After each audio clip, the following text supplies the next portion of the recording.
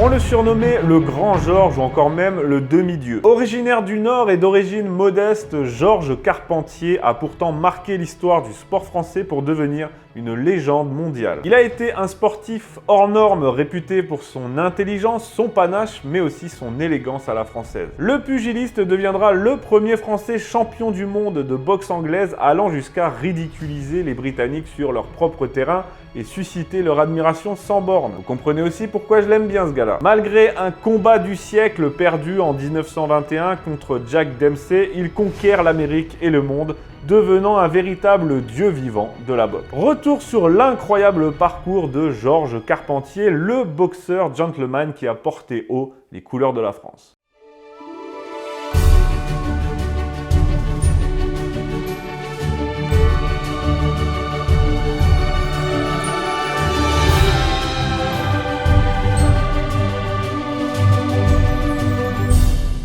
Comme je l'ai dit, Georges Carpentier est d'origine modeste. Il est né en 1894 à Liévin, dans le nord de la France, d'un père ouvrier mineur. Donc quand je dis modeste, c'est vraiment modeste. Il s'initie dès l'âge de 10 ans au sport en s'inscrivant à un club de gymnastique et son entraîneur de l'époque, qui le restera d'ailleurs tout au long de sa carrière, voit en lui un boxeur né. À 14 ans, il est déjà champion du monde de boxe française. Nous sommes en 1907 et l'année suivante, il fait son premier combat pro de boxe anglaise. Il affronte le Britannique Salmon et bien évidemment, il le démolit. À partir de là, les combats et surtout les titres vont alors s'enchaîner pour Carpentier. Il est bien sûr champion de France, mais il s'attaque à l'Europe où il ravit tous les titres aux champions britanniques. En 1911, il bat Joseph Young et devient champion d'Europe des poids welters, puis champion d'Europe des poids moyens en 1912 et des mi-lourds en 1913. Le mec terrasse tout le monde dans toutes les catégories. Et justement, en 1913, il terrasse l'anglais Billy Wells, surnommé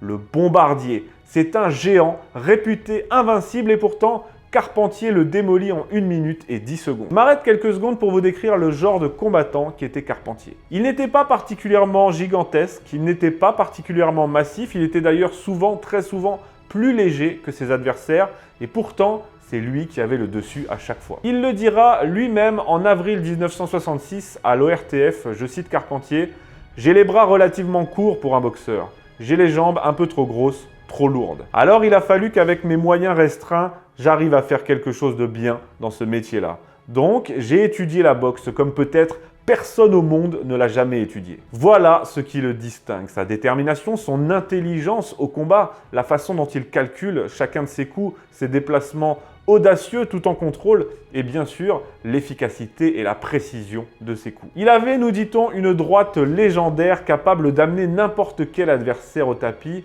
mais aussi une gauche redoutable avec laquelle il harcelait brillamment son vis-à-vis. Sur le ring, il combattait et se déplaçait avec une grâce sans égale, c'était littéralement de l'art. En 1975, Le Figaro décrit, je cite, son art d'esquiver sans reculer, de se déplacer dans le corps à corps, le coup d'œil rapide et infaillible. Là, on parle de l'aspect boxe sportif, mais ce qui a surtout contribué à sa légende dans le monde entier, c'est aussi son panache et son élégance. Une élégance typiquement française, un côté un petit peu dandy, gentleman boxeur qui a séduit l'Amérique. Et pas que l'Amérique d'ailleurs, puisqu'après avoir battu Billy Wells, c'est toute l'Angleterre qui le considérait comme un dieu. Ça se fait plaisir. Malheureusement, en 1914, alors que sa carrière est fulgurante, la Grande Guerre éclate et Carpentier ne compte pas y échapper puisqu'il participe au conflit dans l'aviation. Il est sergent aviateur et il se distingue à plusieurs reprises, notamment lors de la bataille pour le fort de Douaumont à Verdun, ce qui lui vaudra la Croix de guerre. Son avion se crashera d'ailleurs lors d'une reconnaissance en forêt et il passera plusieurs mois à l'hôpital. Après la guerre, il s'essaie au rugby pendant un temps, mais il revient vite à son premier amour, ce pourquoi Dieu l'a modelé dès le départ, la boxe. Il fait son retour sur le ring en 1919 et va poursuivre son ascension fulgurante, atteignant une réputation mondiale et un prestige international. Il se marie puis il réalise une tournée d'exhibition aux États-Unis où il fait déplacer des foules en délire venues admirer ce dandy boxeur aux yeux bleus et au charme inégalable. Son élégance à la française plaît beaucoup outre-Atlantique, on le surnomme The Orchid Man. l'homme orchidée parce qu'il portait en permanence une orchidée à la boutonnière. La classe quoi. Durant cette tournée américaine où il se lie d'amitié avec Charlie Chaplin et rencontre les plus grandes stars de l'époque, on organise un combat entre Carpentier et le redoutable Battling Lewinsky. Le combat a lieu en 1920 à Jersey City et comme à son habitude, Carpentier ne fait qu'une bouchée de l'Américain qu'il met KO au 4e round. Il devient alors le premier boxeur professionnel français à s'emparer du titre de champion du monde de boxe anglaise. On est en mi-lourd là, ce qui est déjà bien pour Carpentier, mais le défi qui l'attend est d'une toute autre mesure. À l'issue de sa tournée aux États-Unis, on organise ce qu'on va vite appeler le combat du siècle. Le 21 juillet 1921, Georges Carpentier va affronter Jack Dempsey, qui boxe dans la catégorie supérieure, celle des poids lourds, et en est le champion du monde indétrôné depuis des années. Et autant vous dire que le cœur de l'Amérique est totalement acquis aux Français, dont on admire le courage, l'élégance, l'intelligence, mais aussi le passé de combattant pendant la Grande Guerre. Alors que de l'autre côté, c'est tout l'inverse, puisque Jack Dempsey a fui ses obligations militaires et s'est fait porter pâle. Mais ça la fout mal. Le combat a donc lieu en ce 21 juillet 1921. Il a lieu au ballpark de Jersey City devant plus de 80 000 spectateurs, sans compter la foule immense qui s'entasse sur Times Square devant l'immeuble du New York Times. En France aussi, l'engouement est à son paroxysme. À Paris, les Français se massent sur les grands boulevards devant le siège des principaux journaux.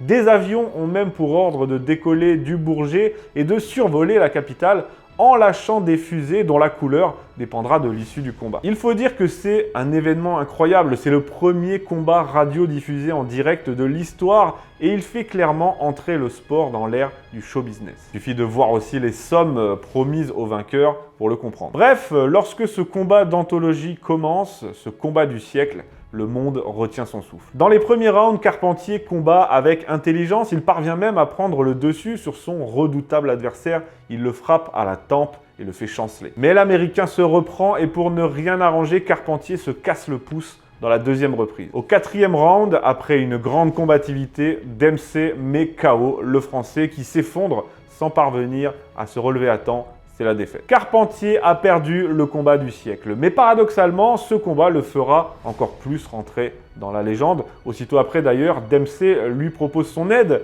pour se relever, mais le Français refuse et préfère se relever tout seul. Dans le monde entier, on salue son courage. Faut dire que c'est lui qui a dû grimper une catégorie pour ce combat et qu'il a combattu comme un lion. Le Figaro écrit: c'est le crépuscule. Mais ce crépuscule ressemble à une aube. Les journaux, les commentateurs, les politiques, le peuple, tout le monde salue le panache et la combativité de Georges Carpentier qui devient le héros de toute une génération. Après ce combat perdu, il poursuivra sa carrière de boxeur et lorsqu'il y mettra un terme en 1926, c'est avec un bilan de 109 combats pour 88 victoires. Il combattra également pendant la Seconde Guerre mondiale et restera une légende jusqu'à sa mort à l'âge de 81 ans en 1975. D'ailleurs, c'est assez particulier, mais sa notoriété sera bien plus grande à l'étranger qu'en France, où il a très vite été remplacé par Marcel Cerdan dans l'imaginaire. Bon, je dis que c'est particulier, mais non, en fait, c'est plutôt normal, tristement normal pour les grands Français d'être plus admirés à l'étranger qu'en France. Voilà, c'est comme ça, je ferai pas d'autres commentaires, ça me désole déjà assez. En tout cas, voilà pour le parcours légendaire de Georges Carpentier, un immense sportif qui a porté haut les couleurs de la France et l'a fait rayonner sportivement dans le monde entier. On se souviendra toujours de son panache, de son élégance typiquement français, et dans le cœur des vrais, Carpentier aura toujours sa place au panthéon de nos gloires. Merci à tous et à bientôt.